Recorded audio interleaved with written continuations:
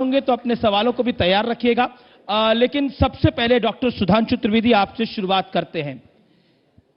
आप सब कह रहे थे, यानी सरकार का पक्ष कह रहा था विपक्ष अब मोदी सरकार के 2.0 में खड़ा नहीं होगा, लेकिन महाराष्ट्र से लेकर सीएबी तक विपक्ष खड़ा है, मुस्तैद है और नाक में दम कर दिया है। महाराष्ट्र में तो कैसे खड़ा है पता ही है कि भाई आजकल जो घर घर की कहानी है कि भाई को भाई की बात बर्दाश्त नहीं होती, बाहर जाके फिर क्या क्या सहना पड़ता है तो उसे रियलाइज होता है। जहां तक सीएबी की बात है तो यह बात मैं मानता हूं विपक्ष खड़ा है, पर पूरी तरीके से विचित्र ढंग से खड़ा है। मैं सिर्फ एक उदाहरण देना चाहता हूं। उनको इसी बात की आपत्ति है ना कि हमने इसमें बांग्लादेश से आए लोगों के लिए हिंदू, सिख, क्रिश्चियन, बौद्ध, जैन क्यों लिखा। अब मैं सिर्फ ये एक उदाहरण दूं कि 20 अप्रैल 2012 को श्री तरुण गोगोई तत्कालीन प्रधानमंत्री डॉक्टर मनमोहन सिंह को जो पत्र लिखते हैं उसमें स्पष्ट रूप से लिखते हैं Hindu, Buddhist and Christians and they are persecuted since in partition so they should be given citizenship. उन्होंने कहा था। मनमोहन सिंह जी बतौर राज्यसभा सांसद आसाम से 2003 में तत्कालीन गृह मंत्री और पूर्व उप प्रधानमंत्री अडवाणी जी को यह कहते हैं कि पाकिस्तान से आए हुए हिंदू और सिख, ये वर्ड प्रयोग करते हैं, और उनको सिटीजनशिप देनी चाहिए। उसके बाद उनको आपत्ति लगती और 26 सितंबर 1947 को महात्मा गांधी जी लिखते हैं कि पाकिस्तान से आए हुए हिंदू, सिख, गैर मुस्लिम, उनका हमारा उत्तरदायित्व है सिर्फ शरण देना नहीं, उनकी आजीविका और जीवन स्तर को सुधारना भी। तो जो गांधी जी ने किया, जो मनमोहन सिंह जी ने सोचा और जो तरुण गोगोई ने लिख के भेजा, वही तो हमने किया। मगर अब इनका चरित्र बदल गया तो हम क्या करें। रह रह के बदलते हैं दिन रात नए चोले, अंदर से बड़े जालिम बाहर से बड़े भोले। जी, अब मैं रंजीता रंजन आपका रुख करता हूं। आपको क्या लगता है कि विरोध कर कर सारा काम ठीक हो सकता है, क्योंकि धारा 370, 35A, ट्रिपल तलाक और सीएबी के तमाम कामों को 70 साल से अटका रखा था। अब वो एक दिन तो पूरे होने ही थे। क्या आपको लगता है उसका वक्त था ये और इस सरकार की मंशा भी थी? देखिए, पूरे मुद्दे को ही भटका दिया गया। पूरा मुद्दा ही गलत वे से सामने लेके आया गया। 370 हो, ट्रिपल तलाक का मुद्दा हो, जीएसटी हो, नोटबंदी हो। हम जीएसटी के खिलाफ नहीं थे, निश्चित तौर से नोटबंदी के खिलाफ थे। आपने जिस तरीके के स्लैब दिए हम उसके खिलाफ थे हैं। नोटबंदी आपने जिस तरीके से किया और उस वक्त किया जब हमारी जीडीपी बहुत अच्छी चल रही थी, हम उसके खिलाफ थे। आज सीएबी और एनआरसी को अगर आप जोड़ के देखेंगे, देखिए हमेशा इनकी नीयत और नीति में खोट है। इन्होंने सीएबी के साथ एनआरसी दोनों को अगर आप जोड़ के देखेंगे तो इनकी जो षड्यंत्र की बू है आपको सामने नजर आएगी। इन्होंने सीएबी अभी आनन फानन में इसलिए किया, आप असम से शुरू होइए, नॉर्थ ईस्ट से शुरू होइए, ये सिटीजनशिप लेके ही इसलिए आ रहे हैं कि एनआरसी में तकरीबन 19 लाख लोग निकले। बीबीसी की रिपोर्ट है कि 14 लाख उसमें हिंदू है। जी, एक तो असम, ऊपर से आप असम आपका एनआरसी से नहीं संभला, आप 27 प्रदेशों में कहते हैं। आप कहने की कोशिश कर रही हैं कि कवर फायर दे रहे हैं एनआरसी को। मेरी खत्म नहीं हुई बात। जी जी, कि एनआरसी लेकर आएंगे। देखिए, ये बहुत ही महत्वपूर्ण और बहुत ही संवेदनशील मुद्दा है, जिसको दो व्यक्ति, सत्ता तो बीजेपी की है, लेकिन दो व्यक्तियों की सनक से आप पूरे देश को बड़ा शब्द का इस्तेमाल कर रही हैं आप। चपेट में लेकर जा रहे हैं। बड़ा शब्द मैं नहीं कह रही हूं भाई, आपने बोला सनक। पूरे युवा, बिल्कुल सनक है। पूरे युवा आज देश में सड़कों पे है। मुद्दा ये नहीं है कि सीएबी क्यों आ रही है, मुद्दा ये है कि जो एनआरसी अब इसके बाद लाने जा रहे हैं और जिसकी शय में जो आप करने जा रहे हैं, उसमें क्या आप लोग कह रहे हैं भाई हमें रोजगार चाहिए, नोटबंदी से 155 लोग मर गए, देश मंदी पे है। सबसे पहला सवाल तो यह है कि एनआरसी और सीएबी अभी महत्वपूर्ण था या युवाओं ये का वाजिब सवाल है। रोजगार महत्वपूर्ण था? और दूसरी बात क्या है अनिल जी, एनआरसी में हमारे वोटर जो खासकर गरीब हैं, 50-55% जो वोटर रूरल एरियाज के हैं, उनमें आप एनआरसी की जब बात कर रहे हैं, आप कहना क्या चाह रही है कि आपके वोटर्स को टारगेट किया जा रहा है? ये आपने अपने ही देश के सिटीजन्स को शक के घेरे में खड़ा करके उनको लाइनों में खड़ा कर दिया। पर नागरिकता बिल इसको तो आप पार्टी से जोड़ी क्यों रहे हैं? जी जी, अरे आप लाइन में खड़ा करके जी जी, वो गरीब लोग जिनके नाम का पत्नी की जगह पति का नाम लिखा हुआ है, पति की जगह पत्नी का नाम लिखा हुआ है, खासकर जो गरीब लोग हैं, अपने ही देश के लोगों को डरा के आपने लाइनों में खड़ा करके नाम दे दिया उसको एनआरसी का। जवाब लेते हैं। 2 लोगों की सनक की वजह से ऐसा हो गया है और वोटर्स को टारगेट किया जा रहा है, क्या कहना चाहते हैं? 40 सेकंड डॉक्टर त्रिवेदी। जिनको जनता की नब्ज की भनक नहीं है, उन्हें सनक नजर आती है, तो ये उनकी दृष्टि का दोष है। अब मैं बताता हूं, आपने ये कहा कि चूंकि एनआरसी में हिंदू ज्यादा आ गए इसलिए हम ये बिल लेके आए, तो आपको जानकारी होनी चाहिए बिल हम पहली बार लेके आए 2015 में लेके आए थे, इसीलिए कट ऑफ डेट 31 दिसंबर 2014 है और उस समय राज्यसभा में आपका बहुमत था, आपने सेलेक्ट कमेटी को भेज दिया।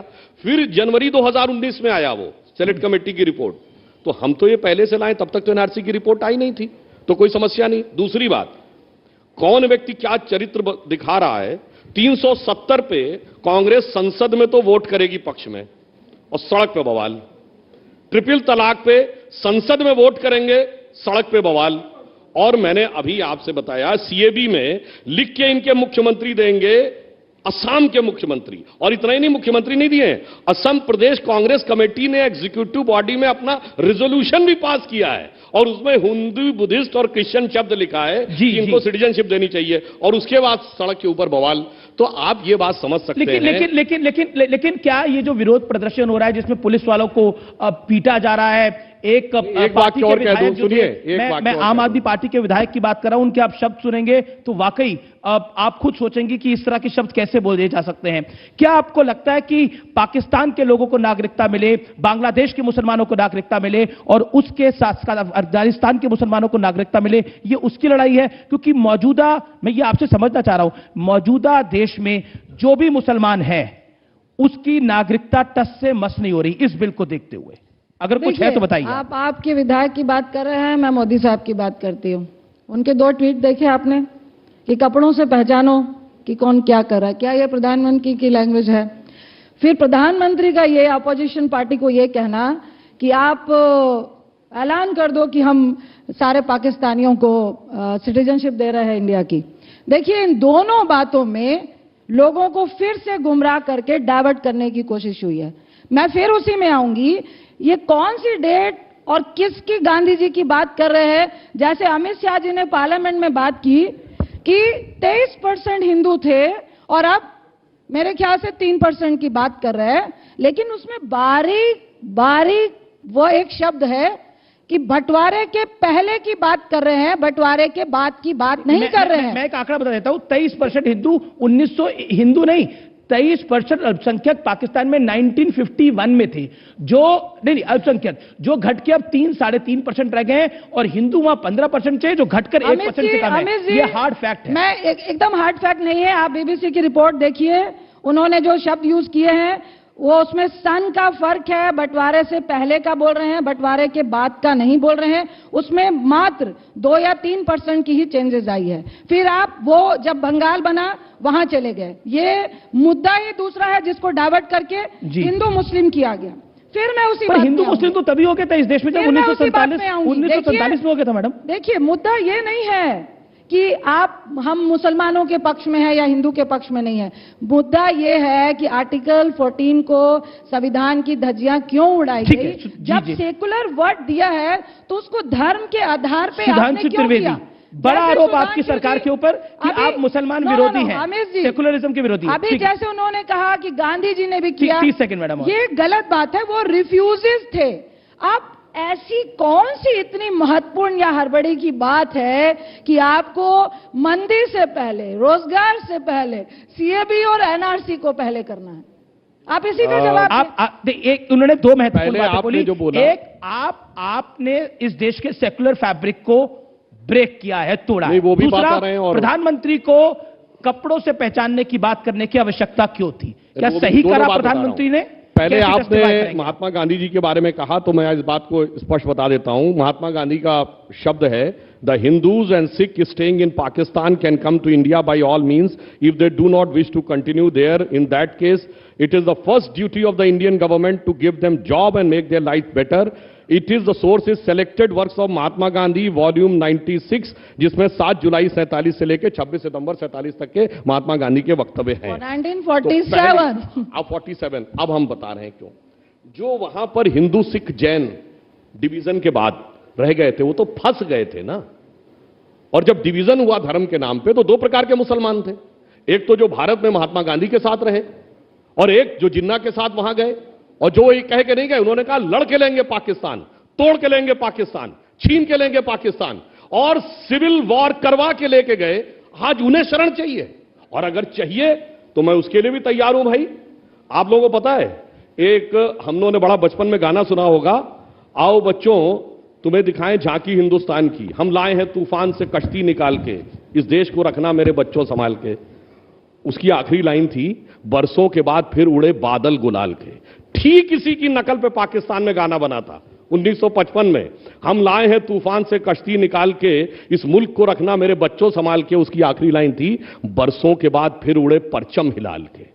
तो मैं कहना चाहता हूं, जिसको आपने पाक सरजमी कहा, रहमते दामन की सरजमी, दामने रहमत की सरजमी कहा, परचमे हिलाल के झंडे तले मुसलमान महफूज नहीं है, तो कहिए मोदी के हिंदुस्तान में महफूज है। हम एक बार स्वीकार करने को तैयार होंगे, तब तो आप कहेंगे जी डर लगता है, और उधर कहेंगे नहीं पाकिस्तान के भी मुसलमानों को ले आना चाहिए। और जो बात कहते हैं कि शिया, जी एक मिनट, नहीं, बिल्कुल जो कहते हैं ना वहां पे परसिक्यूटेड कौन है, सब पर आइएगा, सब पर आइएगा आप, लेकिन एक सवाल का जवाब दीजिए कि क्या प्रधानमंत्री ने जो बोला, हाँ वो भी जो बोला कि कपड़ों से पहचान लो कौन कौन है, अभी क्या वो आपने जायज था? बिल्कुल बिल्कुल। देखिए, आपने जामिया में देखा भीड़ को, कपड़े, हाव भाव और शक्ल देख के समझ में आ जाता कौन स्टूडेंट है और कौन पेशेवर बवाली है।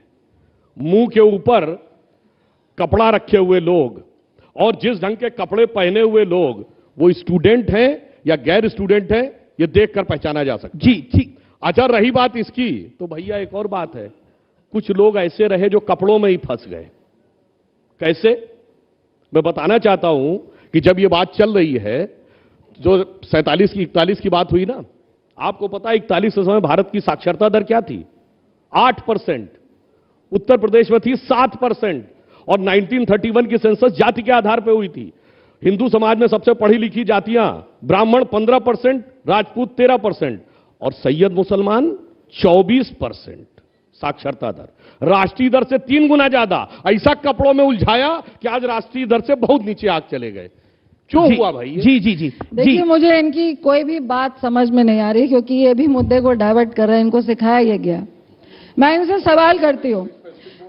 सवाल करती हूं, एक तो बार बार प्रधानमंत्री बोलते हैं बेचारे बहुत प्रताड़ित हो रहे हैं, बेचारे बहुत प्रताड़ित हो रहे हैं। कौन प्रताड़ित हो रहे हैं? सिर्फ एक कास्ट, सिर्फ एक धर्म? म्यांमार को क्यों नहीं लिया? नेपाल को क्यों नहीं लिया? तमिल केरल को क्यों नहीं लिया? श्रीलंकन को? बहुत सारे, इवन अफगानिस्तान में महिलाओं के साथ उत्पीड़न होता है। अगर आपको उत्पीड़न की पेन थी तो उनको भी ले लेते। और सबसे अहम बात यह है कि क्या आपके देश में उत्पीड़न कम हो गई है? क्या आपने अपने देश के तमाम युवाओं को रोजगार दे दिया है? क्या आपका देश इतना ज्यादा सक्षम हो चुका है? क्या आपके प्रदेशों की जो सिचुएशन है, वहां हर युवा को आपने नौकरी दे दी है? आज असम क्यों जल रहा है?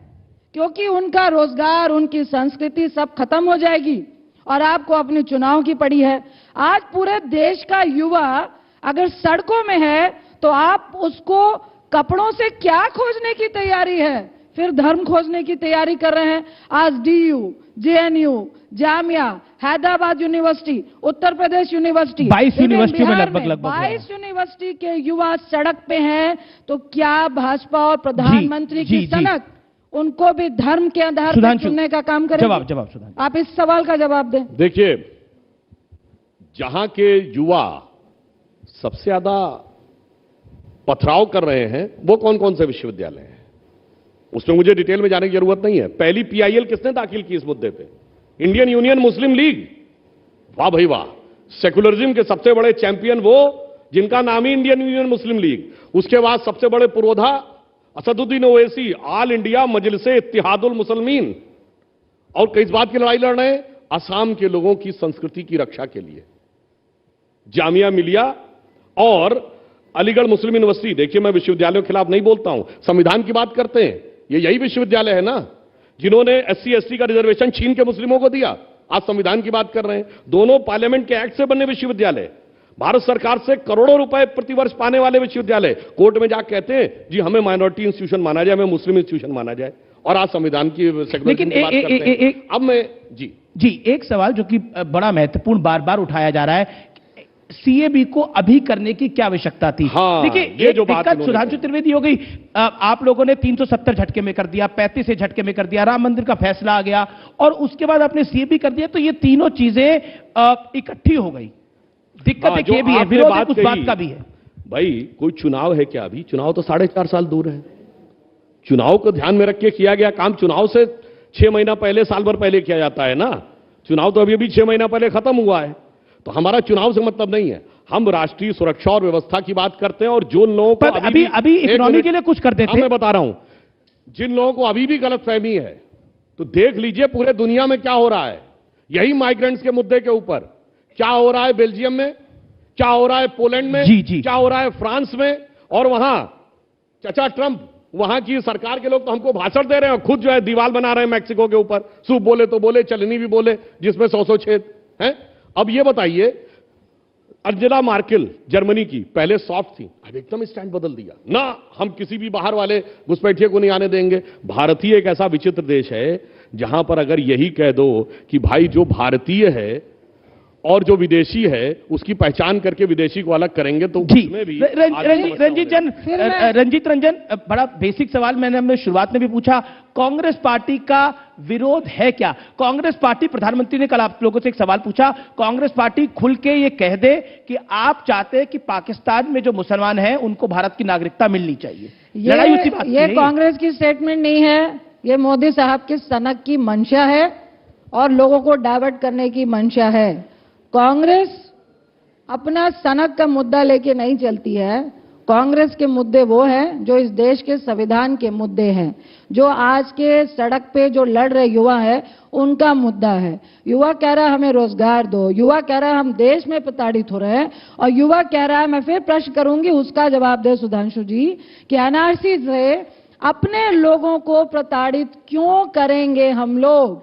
पहले ये बताए, आप अपने लोगों को, एनआरसी मतलब नेशनल रजिस्टर्ड सिटीजनशिप, आप अपने लोगों को अपना लेके जाना पड़ेगा कागज। अब बहुत सारे ऐसे लोग हैं 70 साल से कि रह तो रहे हैं, गरीब हैं, उनमें आदिवासी भी हैं, बहुत सारे अल्पसंख्यक भी हैं, बहुत सारे, आप किसी भी प्रदेश के रूरल एरिया में चले जाइए, अब उनको एक डर बैठ गया है।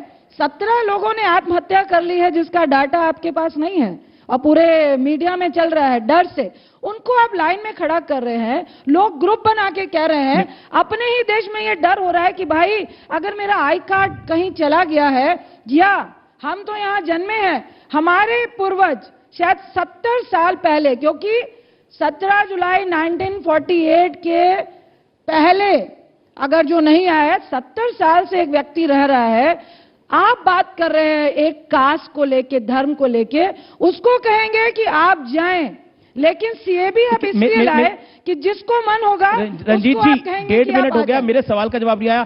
कांग्रेस पार्टी का विरोध किस लिए है और भारत के मुसलमानों की कौन सा हक छीना जा रहा है? अगर वो ये स्पष्ट करते तो बेहतर है, फिर इस डिबेट को आगे बढ़ाएंगे। देखिए, बिल्कुल कहूंगी कि कांग्रेस की डिमांड है, भारत के मुसलमानों का कौन सा हक छीना जा रहा है? आर्टिकल 14, आर्टिकल 25, आर्टिकल 26, आर्टिकल 21 भी है। इन सब को, संविधान को आपने उठा के अपनी सनक में आपने धज्जियां उड़ाई हैं। क्यों उड़ाई है? जब हमारे देश को सेकुलर कहा जाता है, किसी भी धर्म के आधार पे सीएबी एनआरसी नहीं होती है, तो इन्होंने धर्म का आधार क्यों लिया? पर पाकिस्तान में मुसलमान तो प्रताड़ित नहीं होगा, हिंदू, सिख, बौद्ध, आप जैन, सिर्फ ईसाई देखिए प्रताड़ित होगा। आप सिर्फ पाकिस्तान की बात क्यों कर मैं रहे हैं? अफगानिस्तान की बात कर लेता हूं। जब वो पाकिस्तान, तालिबान ने तो बौद्ध की मूर्ति, अफगानिस्तान भगवान बुद्ध की और मूर्ति तोड़ी थी ना। बांग्लादेश की बात जी, कर जी, रहे हैं, और अमित शाह जी का पार्लियामेंट का अगर स्पीच सुने कि बहुत सारे देशों में प्रताड़ित लोग हैं, हम उनको शरण देना चाहते हैं, तो भैया सबसे पहले श्रीलंका के तमिल ब्राह्मण को क्यों नहीं बुला ठीक रहे? है, नेपाल वालों को क्यों नहीं बुला रहे? ये वाजिब बात है कि आप नेपाल वालों को क्यों अफगानिस्तान नहीं की बुला बात रहे? करते हैं, बांग्लादेश की आप बात खुद करते दिखा हैं, रहे हैं कि हम बांग्लादेश की बात pinpoint करते कर रहे हैं, हैं कास्ट को। पाकिस्तान की बात करते हैं, जो इनकी- पॉलिटिकली आपको सूट कर रहा है, इनकी सारी लेकिन बात तमिल का जवाब ब्राह्मणों की देता बात हूं। आप क्यों नहीं करते, इन्होंने कहा जो बहुत- श्रीलंका में प्रताड़ित है? जो श्रीलंका का भी जवाब देता हूं और इनकी पहली बात है, इन्होंने कहा जी बहुत से ऐसे लोग हैं बेचारों के पास कार्ड नहीं है तो क्या करेंगे। ये बताइए आप में से कितने लोग बगैर किसी आईडी कार्ड के वोट डाले हैं? तो इसका मतलब सबके पास कार्ड है, तो चुनाव आयोग गलत बोल रहा है देश ये का। दिल्ली है। मतलब आप कह रहे चुनाव आयोग के अनुसार भारत में इतने लोग वोट डालने आते हैं और सब कोई ना कोई आइडेंटिटी कार्ड के आधार पर ही वोट डाल सकते हैं। अगर आपकी बात सही मानी जाए तो आपने चुनाव आयोग पे आक्षेप कर दिया, यानी या तो लोग बिना आईडी कार्ड के वोट डाल रहे हैं या आईडी कार्ड उन लोग पास है नहीं, सबके पास है। जो देश के वैध नागरिक हैं, जिन्हें मताधिकार है, सबके पास वो है। अब दूसरी बात, इन्होंने जो श्रीलंका तमिल वाली बात कही, हम भी बात कह रहे हैं, और अर्थव्यवस्था की बात कही। हमने पहली बार जो है शरणार्थियों को शरण दी है क्या? 1959 में दलाई लामा और तिब्बत से आए बौद्ध बुद्धिस्टों को दी थी, तो 4 रोटी खाते थे, चारों बाहर से आती थी, गेहूं और चावल तक भारत बाहर से मंगाता था। तब हमने नहीं कहा बुद्धिस्टों क्यों दे रहे हो, कम्युनिस्टों क्यों नहीं दे रहे हो। फिर युगांडा के ईदी अमीन को दिया, जब युगांडा के ईदी अमीन ने ये सब किया तो वहां के भारतीयों को दिया, तो हमने नहीं कहा घाना और जाम्बिया के लोगों को क्यों नहीं दे रहे हैं। उसके बाद जब 1971 में बांग्लादेश 2% ग्रोथ रेट थी देश की, बेरोजगारी चरम पे थी, पुराने लोगों को याद होगा 5 पैसे का टिकट लगता था जिसको बांग्लादेश का टिकट कहते थे, तब हमने नहीं कहा कि आप श्रीलंका को क्यों नहीं दे रहे, जी, नेपाल जी, को नहीं जी। दे रहे। अब सुनिए, श्रीलंका तमिल पे लगभग 6.5-7 लाख लोग आए थे। स्थितियां सामान्य होने के बाद लोग बाहर चले गए, 1.5 लाख लोगों को नागरिकता दी गई, जिसमें से 75,000 ने वापस जाना प्रीफर किया, 75,000 ने देश की नागरिकता ले ली। यानी जब वहां स्थिति सामान्य हो गई तो लोग वापस चले गए। और जब श्रीलंका के तमिलों को दिया था 1987 में, तो हमारी कौन सी ग्रोथ रेट थी। इसलिए मेरा मानना है सब परिस्थिति के अनुसार दिया जाता है, जहां जैसी आवश्यकता होती है उस अनुसार दिया जाता है। हम इस देश के अंदर नागरिकता को लेकर इतनी बड़ी पॉलिटिकल लड़ाई लड़ रहे हैं, लेकिन इमरान खान पाकिस्तान के जो प्रधानमंत्री हैं उन्होंने बोला है कि हम अपने देश के अंदर मुस्लिम शरणार्थियों को कोई जगह नहीं देंगे, और हम पाकिस्तान के नागरिकों के लिए या पाकिस्तान के मुस्लिमों के लिए यहां पर लड़ाई लड़ रहे हैं। लेकिन मैं आगे बढ़ता हूं, अब मैं बात करता हूं, अब आगे विषय को आगे बढ़ाते हैं। सिर्फ एक बात पूछूं अब इनसे। सावरकर के ऊपर आ जाते हैं। एक मिनट। राहुल गांधी ने, आप बोले, आप जितनी बातें कह रहे हैं ना वो रिफ्यूजीज थे और वो सिचुएशन थी, अभी ऐसी कोई सिचुएशन नहीं है। मुझे एक प्रश्न का जवाब दें, क्या पाकिस्तान, अफगानिस्तान और बांग्लादेश से आपने बात करी है कि वो जो आप यहां से अवैध घोषित करेंगे वो रखने को तैयार है? ना इन्होंने बात की है। और क्या आपको यह मालूम है कि कितने शरणार्थी हैं? क्या आपकी सारी बात हो चुकी है? क्योंकि जो हम लोगों को जानकारी है, ना इन्होंने पाकिस्तान से बात की है, ना अफगानिस्तान से बात की है, ना बांग्लादेश से बात करी है। वहां का विदेश मंत्री कह रहा है हमें इंडिया आना ही नहीं है, वो कह रहे हैं हम भैया शरणार्थी को रखेंगे ही नहीं। तो कहां पर रखने का विचार है आपको? जी, उनको उत्पीड़न करने का विचार है? आपने क्या जो बात मापदंड कही, है आपका? आपकी बात से उत्तर मिल गया। अरे भाई कितने हैं यही तो एनआरसी बताएगा, और जब एक बार तय हो जाएगा तब बात भी होगी, और तब जो उचित होगा वो विधि सम्मत कार्रवाई भी की शरणार्थी जाएगी। की बात नहीं कर रही मैं, शरणार्थी कितने अरे हैं? भाई शरणार्थी तो एनआरसी तय बताइए। करेगा ना कितने ना, शरणार्थी है। शरणार्थी बताइए दिख कितने जाएगा हैं? ना किसके पास वोटर है, शरणार्थी किसके पास कितने हैं, नहीं ये है, बताइए। किसके पास कागजात है, किसके पास नहीं है। और रही बात इसकी, तो आपकी सरकार बोल चुकी है, मतलब श्री प्रकाश जायसवाल जी और चिदम्बरम साहब का बयान है, किसी ने 1 करोड़ बोला है, किसी ने 1.5 करोड़ बोला है। मैं बुद्धदेव भट्टाचार्य जी के बयान की बात नहीं कर रहा हूं, और असम के 2006 और 7 के उनकी बात नहीं कर रहा हूं, गवर्नर साहब की, मगर जो गृह राज्य मंत्रियों ने बोला है 2007-8 में, तो 1 से 1.5 करोड़ की फिगर वो लोग बोल। जी जी, मैं आगे बढ़ता हूं। राहुल गांधी ने सुधांशु त्रिवेदी एक बयान दिया कि मैं आरएसएस बीजेपी से डरने वाला नहीं हूं। उन्होंने जो रेप इन इंडिया को लेकर एक बयान दिया था, उसको लेकर कंट्रोवर्सी खड़ी हुई। सदन में स्मृति ईरानी भी बहुत कुछ बोली। उन्होंने बोला मैं राहुल सावरकर नहीं हूं। देखिए, पहले उन्होंने कहा जी मैं माफी नहीं मांगूंगा, फिर उन्होंने कहा कि मैं सावरकर नहीं हूं। तो मैं ये कहना चाहूंगा, जैसे बालक होता ना, उसके अंदर एक बाल सुलभ उच्छृंखलता होती है, कुछ और बोल देता है, उसके बाद बाल हट आ जाता है, अब मैं माफी थोड़ी मांगूंगा। तो वही उनके साथ है। राफेल के बारे में बोला था, माफी मांगनी पड़ गई। महात्मा गांधी जी के बारे में बोला, तो माफी नहीं मांगी, कोर्ट का मुकदमा झेल रहे हैं। संघ के बारे में बोला तो माफी नहीं मांगी, कोर्ट का मुकदमा झेल रहे हैं। और रही बात सावरकर की, ये बात कह दूं, वाकई राहुल गांधी जी सावरकर की बराबरी कैसे कर सकते हैं? सावरकर जी को काला पानी हुई थी, हाथ में हथकड़ी बेड़ी डाली गई थी, कोल्हू के बैल की जगह लगा दिया गया था।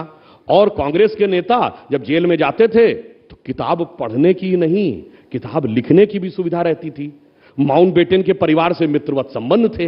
इन्हीं लोगों के लिए तो लिखा था अकबर इलाहाबादी ने, कौम के गम में खाते हैं डिनर हुक्काम के साथ, और रंज लीडर को है बहुत मगर आराम के साथ। कैसे वो सावरकर हो सकते हैं? रंजीत रंजन, अब रेप इन इंडिया वाला जो राहुल गांधी ने बयान दिया, उस पर आपकी क्या टिप्पणी है? और जो राहुल गांधी ने बोला मैं राहुल सावरकर नहीं हूं, सावरकर को तो काल कोठरी की सजा हुई थी, काले पानी की सजा हुई थी, एक नहीं 2 बार। देखिए, थोड़ा थोड़ा इतिहास के बारे में बोलना और मेन बातों को छिपा देना, ये बीजेपी का सिद्धांत रहा है। बिल्कुल राहुल जी ने कहा कि मैं राहुल सावरकर नहीं हूं, क्योंकि उसमें इतिहास छिपा हुआ है। उन्होंने कहीं ना कहीं अंग्रेजों से माफी मांगी थी।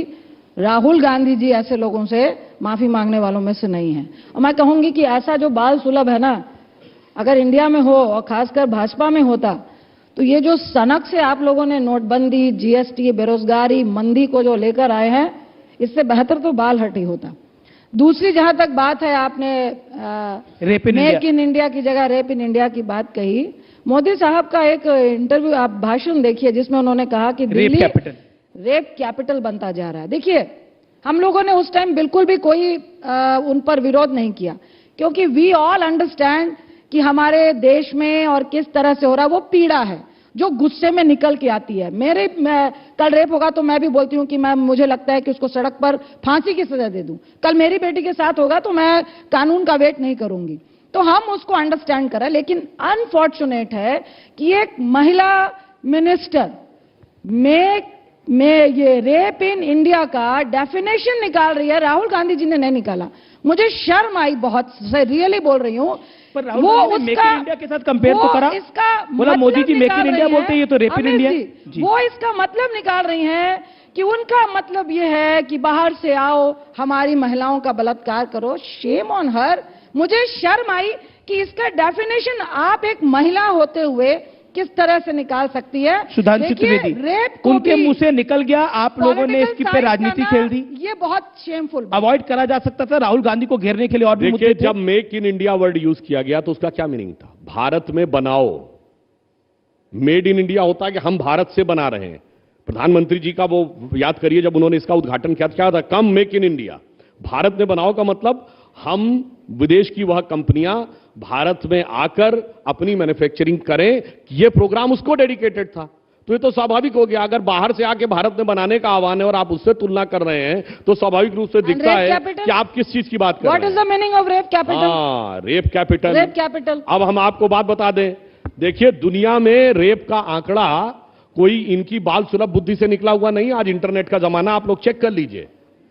पर 1 लाख महिलाओं के साथ होने वाले बलात्कार की संख्या को वो करते। 1 मिनट सुनिए। भारत में 1.8, अमेरिका में 27 और राहुल गांधी जी के ननिहाल में 7.8, इटली में। तो रेप कैपिटल दुनिया की क्या है? ये अवॉइड हो सकता था, इसमें पॉलिटिक्स करना अवॉइड हो सकता था। पॉलिटिक्स तो आप बड़ी चीजों पे कर सकते हैं, रेप के मुद्दे के ऊपर राजनीति करना क्या आपको तो बात कह रहा हूं ना? रेप के ऊपर राजनीति करने की बात क्या आवश्यकता थी? पूरे भारत को उससे कनेक्ट कर देने का। अरे भाई, पार्टियों पे आरोप लगाइए, राज्यों पे आरोप लगाइए, पूरे भारत। राहुल गांधी पॉलिटिकल रैली में मेक इन इंडिया से रेप इन इंडिया को। देखिए, आप प्लीज, मैं कहूंगी आपकी मजबूरी है जो इन्होंने गलतियां की और एक बच्चियों के रेप जैसे मुद्दे को इन्होंने पॉलिटिक्साइज किया। आप उसको बहुत ज्यादा क्लियर नहीं कर सकते। मैं बस इतना कहूंगी कि भाई, जो महिला आपकी सदन में पीड़ा एक वर्ड कहने से कह रही थी ना, उन्नाव में जिस बच्ची का रेप हुआ, कठुआ में जिस बच्ची का रेप हुआ, और जिन्होंने झंडा देश का लेकर आप रेपिस्ट का जो सपोर्ट कर रहे थे, अगर उसके बारे में सुधांशु तो ज्यादा महत्वपूर्ण। जी, चलिए मैं इस विषय पर से बाहर निकलता हूं। जामिया के मुद्दे के ऊपर आपके पुराने सहयोगी उद्धव ठाकरे कहते हैं जलियांवाला बाग किया आपने। ये दूसरा जलियांवाला बाग है। उद्धव ठाकरे, सीएम महाराष्ट्र। इसे कुर्सी की बलिहारी कहें या सत्ता की लाचारी कहें कि आज परम आदरणीय स्वर्गीय बाला साहब ठाकरे जी के परंपरा के लोग किसके साथ खड़े हो गए? जिधर असदुद्दीन ओवैसी खड़े, जिधर जामिया मिलिया इस्लामिया के लोग खड़े, जिधर इंडियन यूनियन मुस्लिम लीग खड़ी, जिधर बदरुद्दीन अजमल खड़े। अब इसे क्या कहा जाए? ये बदले हुए वक्त की पहचान है, सिर्फ हम इतना ही कहें। लेकिन क्या हिंसा को समर्थन हो सकता है? जो हिंसा हुई, जो बसें जलाई गई, जो पत्थरबाजी हुई, जो नारे लगाए गए? 3 लोगों को गोलियां लगी हैं। पहले पुलिस ने कहा कि गोली हमने मारी नहीं है, फिर गोली लगी नहीं है, फिर कहा नहीं लगी है, फिर कहा कि स्टूडेंट ने प्रोटेस्ट में कोई वायलेंस नहीं किया, कोई तीसरा असामाजिक तत्व था। तो यहीं से सारे सवाल के जवाब मिल रहे हैं। वो लड़का अस्पताल में है और यहां से सवाल के जवाब मिल रहे हैं कि ये शिवसेना के बारे में जिस लोगों के नाम ले रहे हैं, क्यों ले रहे हैं? जी जी जी, आप क्या कहना चाहते हैं? ये हिंदुस्तान हिंदू का भी उतना है, सिखों का भी उतना है, क्रिश्चियन का भी उतना है, जैनी का भी उतना है, बौद्धिस्ट का भी उतना है, मुसलमानों का भी इतना है। दोनों ने ही स्वतंत्रता में उतना ही पार्टीशन किया है जितना हिंदुओं ने किया है। फिर आप देश को एक कटघरे में ला के खड़ा करना चाहते हैं, जो आपकी संकीर्ण मानसिकता है आपकी पार्टी की, आप उसी को फिर दोबारा से थोपना चाह रहे हैं। बिल्कुल, समय अब खत्म हो गया है, लेकिन फिर भी मैं आपको 15 सेकंड देता हूं आखिरी जवाब के लिए इस बात के। हिंदुस्तान के लिए मुसलमानों ने बहुत कुछ किया है, मगर अफसोस किए उनके साथ कभी खड़े नहीं होते। सिर्फ 2 ही लोगों का नाम लूंगा। देश के लिए शहीद होने वाले पहले gallantry award winner brigadier Mohammad Usman, Uttar Pradesh के आजमगढ़ में कोई कांग्रेस का नेता नहीं गया, सब आजमगढ़ में आरोपियों घर पे गए। डॉक्टर एपीजे अबुल कलाम के नमाजे जनाजा में कितने गए सेक्युलरिज्म के सूरमा? याकूब मेनन के नमाजे जनाजा में जाते हैं। इसलिए हिंदू मुसलमान नहीं, ये एक इंतहा पसंद फिरका परस्त जहनियत की बात है, उससे लड़ने की जरूरत। बहुत बहुत शुक्रिया, आप दोनों ने चौपाल के मंच पर आए, अपनी राय रखी। बहुत बहुत